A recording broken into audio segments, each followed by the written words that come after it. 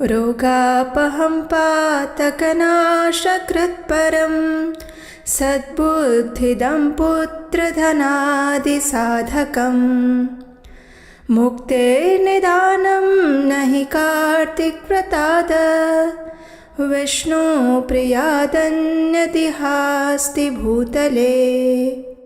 अर्थात कार्तिक मास आरोग्य प्रदान करने वाला, रोग विनाशक, सद्बुद्धि प्रदान करने वाला और माँ लक्ष्मी की साधना के लिए सर्वोत्तम है।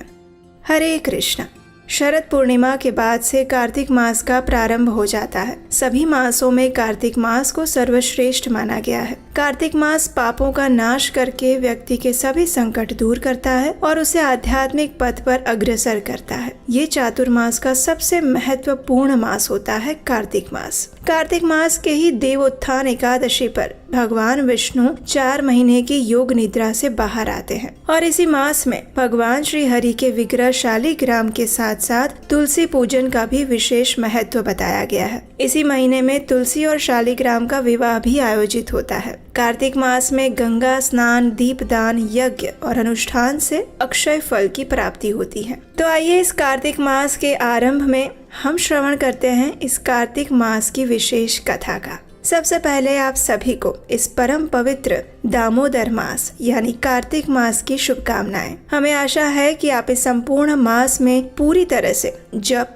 तप, यज्ञ और दान करने के लिए तैयार हैं। कार्तिक मास का पूर्ण विधि विधान के साथ पालन करने से मनुष्य के सभी कष्ट दूर तो हो ही जाते हैं, साथ ही पुण्य की प्राप्ति भी होती है और जो भक्ति पथ में आगे बढ़ना चाहते हैं उनके लिए भी ये बम्पर सेल के समान मास होता है। कार्तिक मास में ही धनतेरस, दिवाली, छठ पूजा, कार्तिक पूर्णिमा, गोवर्धन पूजा जैसे अनेक महत्वपूर्ण व्रत और त्योहार आते हैं। ये मास भगवान श्री विष्णु को अत्यंत प्रिय है। इसे दामोदर मास भी कहा जाता है क्योंकि इसी मास में भगवान श्री कृष्ण ने उखुल बंधन लीला की थी। इस मास में भगवान श्री हरि के निमित्त जो भी कार्य किया जाता है वो अक्षय फलदायी होता है। इस मास में एक बार किया गया दान, जप, तप और यज्ञ का फल 1000 गुना अधिक होकर मिलता है। एक समय पूर्व काल में नैमिषारण्य में 88,000 पुण्यशाली ऋषिगण एकत्रित हुए थे और वहाँ शास्त्रों के ज्ञात महर्षि सूत गोस्वामी भी पधारे। उन्हें आता हुआ देखकर सभी ऋषिगण खड़े हो गए।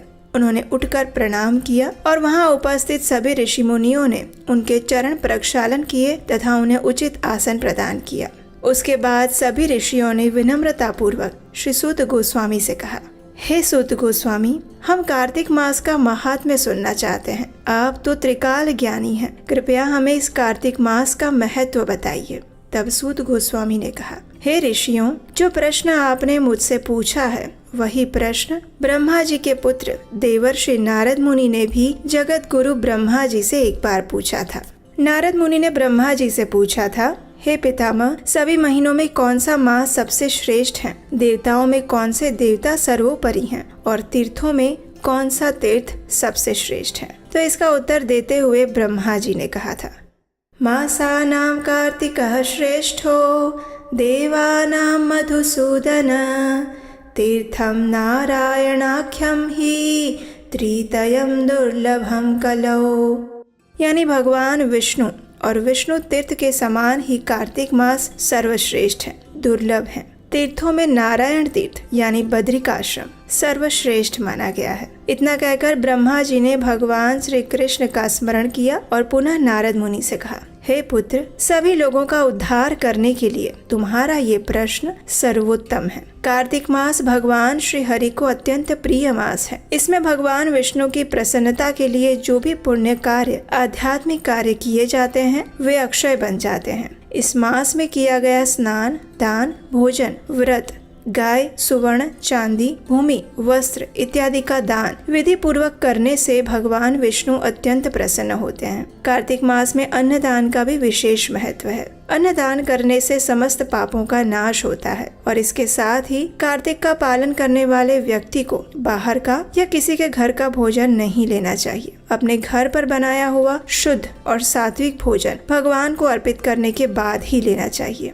जो व्यक्ति कार्तिक मास में बाहर का भोजन नहीं करता है उसे अतिकृच्छ यज्ञ का फल प्राप्त होता है। कार्तिक के समान कोई मास नहीं और सतयुग के समान कोई युग नहीं। वेदों के समान कोई ग्रंथ नहीं और गंगा जी के समान कोई तीर्थ नहीं। उसी प्रकार अन्नदान के समान कोई दूसरा दान नहीं। किसी पुरुष दाता के लिए धर्म पूर्वक अर्जित धन का दान करना दुर्लभ है और तीर्थ स्थान में तो और भी अधिक है। हे मुनि श्रेष्ठ, पाप रहित मनुष्यों को कार्तिक मास में शालिग्राम शिला की पूजा करनी चाहिए, भगवान वासुदेव का स्मरण करना चाहिए और जो मनुष्य दान इत्यादि करने में असमर्थ है उसे प्रसन्नता पूर्वक प्रतिदिन भगवान के नामों का स्मरण करना चाहिए। कार्तिक मास में भगवान विष्णु की प्रसन्नता हेतु विष्णु या शिव मंदिर में रात्रि जागरण करना चाहिए। अगर ये संभव ना हो तो किसी और देवता के मंदिर में भी कर सकते हैं और ये भी संभव ना हो तो हम किसी वन या दुर्लभ स्थान पर हो तो पीपल वृक्ष के नीचे अथवा तुलसी के सानिध्य में जागरण करना चाहिए। भगवान विष्णु के समीप रहकर उनकी लीला और कथाओं का कीर्तन और श्रवण करना चाहिए। यदि किसी परिस्थिति के कारण मनुष्य पवित्र नदियों में स्नान नहीं कर पाता है तो उसे भगवान के नाम से मार्जन करना चाहिए।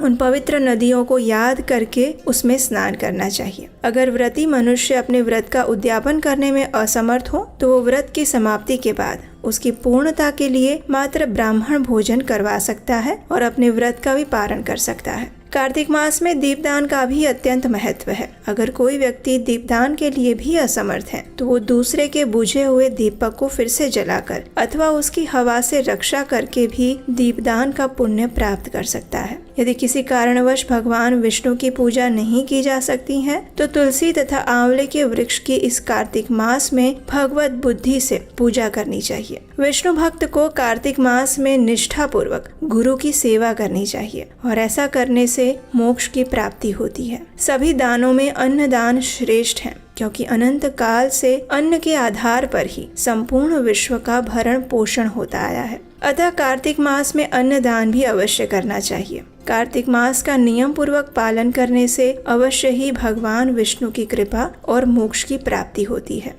कार्तिक मास में भूमि पर शयन करना चाहिए जिससे मनुष्य के युगों युगों के पाप नष्ट हो जाते हैं। ब्रह्मचर्य व्रत का पालन करना चाहिए और इस मास में नदी में स्नान करके भगवान श्री हरि की कथा का श्रवण, वैष्णव जन का दर्शन और प्रतिदिन भगवान विष्णु का पूजन करने से व्यक्ति अपने पितरों को मोक्ष प्रदान करवा सकता है। भगवान विष्णु के समक्ष बैठकर अपने पितरों का श्राद्ध करने से उनका नरक से उद्धार हो जाता है। जो व्यक्ति भक्ति पूर्वक भगवान विष्णु का पूजन नहीं करता है वो कलयुग के अंधेरे खड्डे में पड़कर नष्ट हो जाता है। जिस व्यक्ति ने कमल के एक पुष्प से देवताओं के स्वामी भगवान कमलापति की पूजा की है वो करोड़ों जन्मों के पापों से मुक्त हो जाता है। जिसने कार्तिक मास में 1,00,000 तुलसी दल चढ़ाकर भगवान विष्णु की पूजा की है वो एक एक दल पर मुक्ता दान करने का फल प्राप्त करता है। भगवत पूजन के लिए प्रसाद स्वरूप शंख का जल, भगवान की भक्ति, निर्माल्य पुष्प इत्यादि चरणोदक,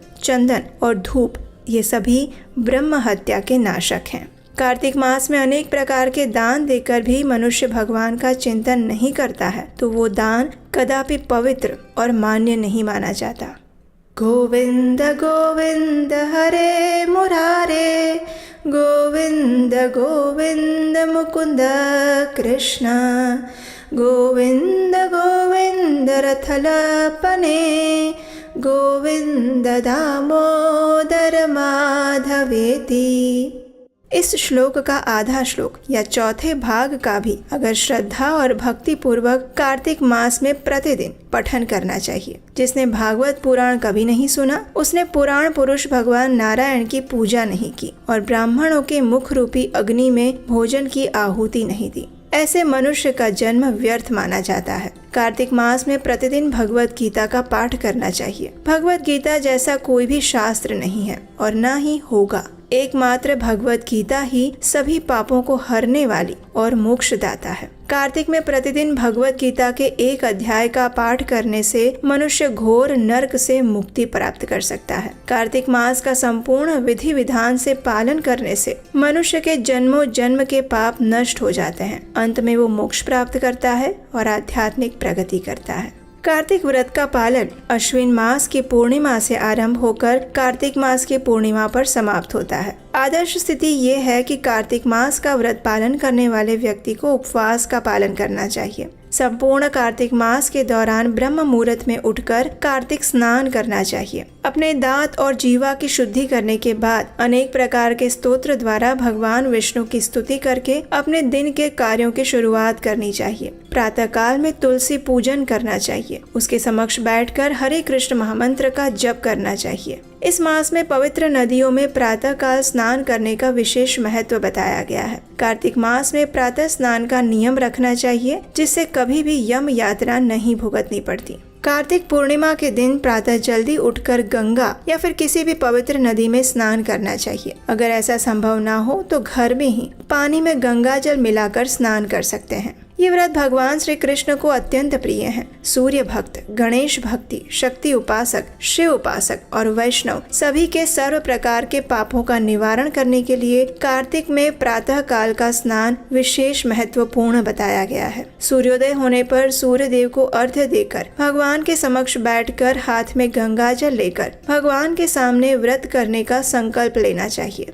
भगवान विष्णु और माता लक्ष्मी की पूजा करनी चाहिए। इस मास में यशोदा दामोदर के विग्रह की भी विशेष पूजा की जाती है। उसके बाद तुलसी देवी को जल अर्पण करके उनकी कम से कम 3 या 4 बार परिक्रमा करनी चाहिए। तुलसी देवी के समक्ष घी का दीपक जलाना चाहिए और भगवान श्री हरे विष्णु के पवित्र नाम यानी कि हरे कृष्ण महामंत्र हरे कृष्ण कृष्ण कृष्ण हरे हरे, हरे राम राम राम हरे हरे इसका अधिक से अधिक मात्रा में माला के ऊपर जप करना चाहिए। इस प्रकार स्नान, दीपदान, तुलसी पूजन और पृथ्वी पर शयन, ब्रह्मचर्य का पालन करते हुए भगवान विष्णु के नाम का कीर्तन, जप तथा पुराणों का श्रवण करते हुए सभी नियमों का पालन करते हुए कार्तिक मास का पालन करने से भगवान श्री कृष्ण अत्यंत प्रसन्न होते हैं। और हमारे जीवन का मूल उद्देश्य भी यही है। जब भी समय हो या परिस्थिति अनुकूल हो तो इस मास में ब्राह्मणों को भोजन के लिए आमंत्रित करना चाहिए। अपनी क्षमता अनुसार उन्हें दान दक्षिणा देनी चाहिए। सायंकाल में फिर से भगवान विष्णु, देवतागण और तुलसी देवी का पुनः पूजन करके भगवान विष्णु के मंदिर या शिव मंदिर में जाकर उनके समक्ष दीपदान करना चाहिए। अगर आप किसी मंदिर में जाकर दीपदान नहीं कर सकते तो अपने घर में भी दीपदान कर सकते हैं। दामोदर अष्टकम का पाठ करना चाहिए। भगवान के नाम का जप और कीर्तन करते हुए प्रथम प्रहर का जागरण करना चाहिए। अगर ये संभव ना हो तो अपने घर पर ही तुलसी के सानिध्य में जागरण करके कीर्तन करना चाहिए। प्रथम प्रहर के बाद भूमि पर शयन करें, ब्रह्मचर्य का पालन करें। इस प्रकार संपूर्ण शास्त्रोक्त विधि का पालन करते हुए कार्तिक मास का व्रत करना चाहिए। जो भी व्यक्ति इस प्रकार संपूर्ण विधि विधान के साथ इस कार्तिक मास का पालन करता है वो सभी पापों से मुक्त होकर भगवान विष्णु के लोक को प्राप्त करता है। कार्तिक के महीने में 2 भागों में बटी हुई दाल यानी मसूर, उड़द इत्यादि इनका भोजन में प्रयोग नहीं किया जाता। इस मास में नशीले पदार्थ जैसे चाय, कॉफी, मदिरा इत्यादि का पान भी नहीं करना चाहिए।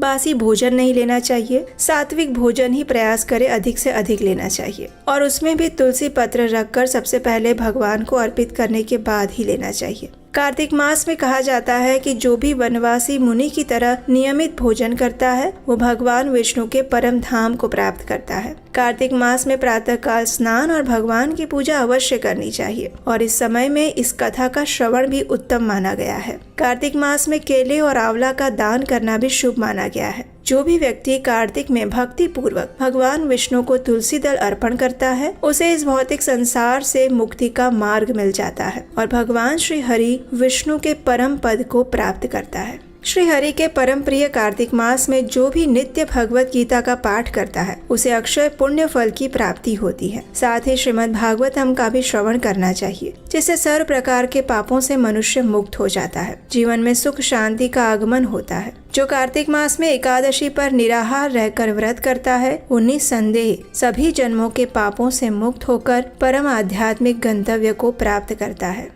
इस मास में भोजन के समय में जो भी अतिथि आपके द्वार पर आए उन्हें भक्ति भाव पूर्वक भोजन करवाना चाहिए और उससे हजारों जन्मों के पाप नष्ट हो जाते हैं। कार्तिक मास में किसी भी प्रकार के वाद विवाद में नहीं पड़ना चाहिए। किसी की निंदा चुगली नहीं करनी चाहिए। असत्य भाषण नहीं करना चाहिए। व्यर्थ की बातों में और कार्यों में समय व्यय नहीं करना चाहिए। किसी की निंदा सुननी भी नहीं चाहिए। ऐसा करने से नरक में स्थान मिलता है। कार्तिक मास में मात्र नरक चतुर्दशी यानी दिवाली के एक दिन पहले ही शरीर पर तेल लगाना चाहिए। उसके सिवा दूसरे किसी भी दिन तेल नहीं लगाया जाता। ऐसा वर्णन हमें स्कंद पुराण में प्राप्त होता है। तो इस प्रकार संपूर्ण विधि विधान के साथ कार्तिक मास का पालन करके अपने कार्तिक व्रत को पूर्ण करना चाहिए। इन सभी नियमों में से आप जितने भी संभव हो उन सभी नियमों का पालन कर सकते हैं, अपनी पारिवारिक, सामाजिक और व्यवहारिक स्थिति को देखते हुए। अगर मनुष्य कार्तिक मास का श्रद्धा और नियम पूर्वक पालन करता है तो वो मोक्ष का अधिकारी बन जाता है और इससे भगवान दामोदर अत्यंत प्रसन्न होते हैं। तो ये थी आज की कार्तिक मास विशेष कथा और व्रत विधि। इस संपूर्ण मास में कार्तिक मास विशेष कथा को श्रवण करते रहने के लिए आपके अपने इस चैनल को याद से सब्सक्राइब कर लीजिए और इस कथा को अपने मित्रों तथा परिवारजनों को भी शेयर कर दीजिए। अगर आपको हमारी ये कथा अच्छी लगी है तो आने वाली कथाओं को बनाने के लिए आप स्क्रीन पर दिए गए नंबर पर हमें अपना आर्थिक सहयोग भी भेज सकते हैं। भगवान के आशीर्वाद और आप सभी के सहयोग के माध्यम से ही हम ये कथाएं आप तक पहुंचा पा रहे हैं। और इस कार्तिक मास में इन कथाओं को बनाने में अगर आप अपना आर्थिक योगदान देते हैं तो इससे आपको भी 1000 गुना अधिक पुण्य फल प्राप्त होगा, क्योंकि आप वैदिक धर्म के प्रमाणभूत प्रचार कार्य में सहयोग दे रहे हैं। तो चलिए इस परम पवित्र कार्तिक मास का पालन करते हुए पूर्ण श्रद्धा और निष्ठा से भगवान श्री दामोदर को प्रसन्न करने का प्रयास करते हैं। तो आइए अब हम इस पवित्र कार्तिक मास में तुलसी देवी की आरती करते हैं। प्रतिदिन तुलसी देवी की पूजा करते हुए इस तुलसी आरती का स्तवन, पठन और श्रवण करना चाहिए। तो आइए अब हम उसी तुलसी आरती का श्रवण करते हैं।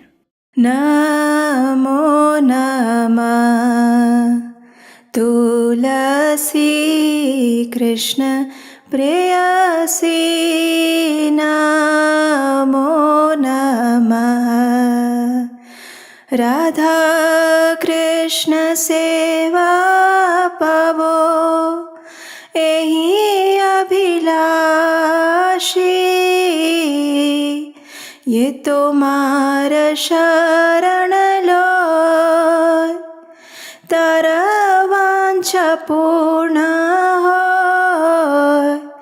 कृपा करी करो तारे वृंदावन वासी।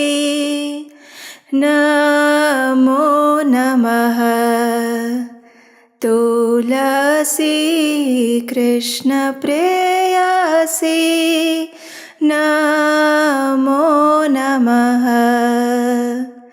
राधा कृष्ण सेवा पावो, एही अभिलाषी, ये तुम्हार शरण लो, तारा वांछा पूर्ण हो, कृपा करी कर तारे वृंदावन वासी। मोर एही अभिलाष, विलास कुंज दियो वास, नयने हरिबो सदा, युगल रूप राशि, एही निवेदन धर, सखीरनुगत करो, सेवाधिकार दिए करो निज दासी। दीन कृष्ण दासे कहे, एही न मोरा, श्री राधा गोविंद प्रेमे सदा ये न भासी। तुलसी कृष्ण प्रेयसी, नमो नमः तुलसी कृष्ण प्रेयसी, नमो नमः। आइए अब इस तुलसी आरती का अर्थ जानते हैं। इसका अर्थ और अनुवाद इस प्रकार है। भगवान श्री कृष्ण की प्रियतमा हे तुलसी देवी, मैं आपको बारंबार प्रणाम करती हूँ। मेरी एकमात्र इच्छा है कि मैं श्री राधा कृष्ण की प्रेममयी सेवा प्राप्त कर सकूं। जो कोई भी आपकी शरण लेता है उसकी कामनाएं पूर्ण हो जाती है। उस पर आप अपनी कृपा बरसाती हैं और उसे वृंदावन वासी बना देती हैं। मेरी एकमात्र यही अभिलाषा है कि आप मुझे भी वृंदावन के कुंजों में निवास करने की अनुमति दें, जिससे मैं युगल श्री राधा कृष्ण की सुंदर लीलाओं का सदैव दर्शन कर सकूं। आपके चरणों में मेरा यही निवेदन है कि मुझे किसी भी व्रज गोपी की अनुचरी बना दीजिए और सेवा का अधिकार देकर मुझे आपकी निज दासी बनने का अवसर प्रदान कीजिए। अति दीन कृष्ण दास आपसे यही प्रार्थना करता है कि मैं सदा सर्वदा श्री श्री राधा गोविंद के प्रेम में डूबा रहूं। इस प्रकार तुलसी आरती करने के बाद अब समय है तुलसी देवी की प्रदक्षिणा करने का। और इस तुलसी देवी की प्रदक्षिणा करते समय आप इस मंत्र का उच्चारण कर सकते हैं। यानि कानि च पापानि ब्रह्महत्यादिकानि च तानि तानि प्राणशन्ति प्रदक्षिण पदे पदे। इसका अर्थ ये होता है कि जो भी व्यक्ति तुलसी महारानी की प्रदक्षिणा करता है तो उस प्रदक्षिणा के दौरान पद पद पर उसके समस्त ब्रह्म हत्यादि जैसे बड़े बड़े पापों का भी नाश हो जाता है। तो इस प्रकार इस कार्तिक मास में आप तुलसी पूजन और प्रदक्षिणा कर सकते हैं। चलिए अब हम इस पवित्र दामोदर मास यानी कार्तिक मास में तुलसी देवी के स्तोत्र का पाठ करते हैं, जिसकी रचना श्री पुंडरीक दास द्वारा की गई है। जगद्धात्री नमस्तुभ्यं विष्णोश्च प्रियवल्लभे यथा ब्रह्मादयो देवः सृष्टिस्थित्यन्तकारिणः। नमस्तुलसी कल्याणी नमो विष्णु प्रिये शुभे नमो मोक्षप्रदे देवी नमः सम्पत्प्रदायिके। तुलसी पातु मां नित्यं सर्वापदभ्योऽपि सर्वदा कीर्तितापि स्मृता वापि पवित्रति मानवम्। नमामि शिरसा देवीं तुलसीं विलसत्तनुं यां दृष्ट्वा पापिनो मर्त्या मुच्यन्ते सर्वकिल्बिषात्। तुलस्या रक्षितं सर्व जगत्ते तुच्चराचरं या विनिहन्ति पापानि दृष्ट्वा वा पापिभिर्नरैः। नमस्तुलस्यतीतरां यस्यै बद्धवाञ्जलिं कलौ कलयन्ति सुखं सर्वं स्त्रियो वैश्यास्तथा परे। तुलस्या नापरं किञ्चित् दैवतं जगति तले यथा पवित्रितो लोको विष्णु संगेन वैष्णवः। तुलस्याः पल्लवं विष्णोः शिरस्यारोपितं कलौ आरोपयति सर्वाणि श्रेयांसि वरमस्तके। तुलस्यां सकला देवा वसन्ति सततं यतः अतस्तामर्चये लोके सर्वान् देवान् समर्चयन्। नमस्तुलसी सर्वज्ञे पुरुषोत्तमवल्लभे पाहि मां सर्वपापेभ्यः सर्वसम्पत्प्रदायिके। इति स्तोत्रं पुरा गीतं पुण्डरीकेण धीमता विष्णुम् अर्चयता नित्यं शोभनैस्तुलसीदलैः। तुलसी श्री महालक्ष्मी विद्या विद्या यशस्विनी धर्म्या धर्मानना देवी देवी देव मनः प्रिया लक्ष्मी प्रिय सखी देवी द्यौर्भूमिरचला चला षोडशैतानि नामानि तुलस्या कीर्तयन् नरः लभते सुतरां भक्तिम् अन्ते विष्णुपदं लभेत् तुलसी भूर्महालक्ष्मीः पद्मिनी श्रीहरिप्रिया तुलसी श्री सखी शुभे पापहारिणि पुण्यदे नमस्ते नारद नूते नारायण मनः प्रिये।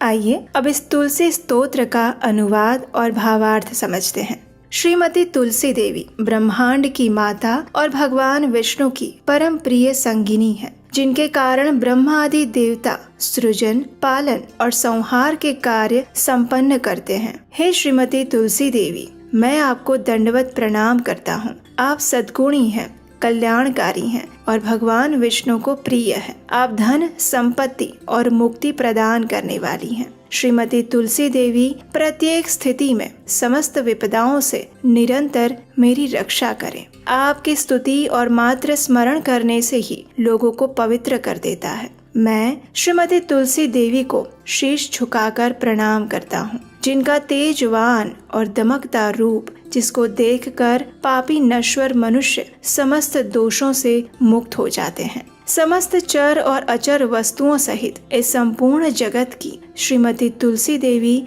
रक्षा करती हैं, जिनके केवल दर्शन मात्र से ही पापी व्यक्तियों के पाप पूर्णतः नष्ट हो जाते हैं। हे श्रीमती तुलसी देवी, आपको सहस्त्र बार प्रणाम करता हूँ। आपको कलयुग में समस्त स्त्रियां, वैश्यगण और उनके समान अन्य लोग भी प्रसन्नता पूर्वक हाथ जोड़कर विनम्र प्रणाम करते हैं। इस पृथ्वी पर श्रीमती तुलसी देवी से अधिक दिव्य कुछ भी नहीं है, जिनके द्वारा ये जगत पवित्र हो जाता है, जैसे विष्णु और वैष्णव के संपर्क में आने से होता है। इस कलयुग में जब श्रीमती तुलसी देवी की अंकुरित कली भगवान विष्णु के शीश पर अर्पित की जाती है, तब ये उपासक के शीश पर समग्र आशीर्वाद प्राप्त होने के समान माना जाता है। श्रीमती तुलसी देवी में समस्त देवतागण हर समय वास करते हैं, इसलिए व्यक्ति को इस विश्व में उनकी आराधना करनी ही चाहिए और इस प्रकार से समस्त देवताओं की आराधना स्वतः ही हो जाती है।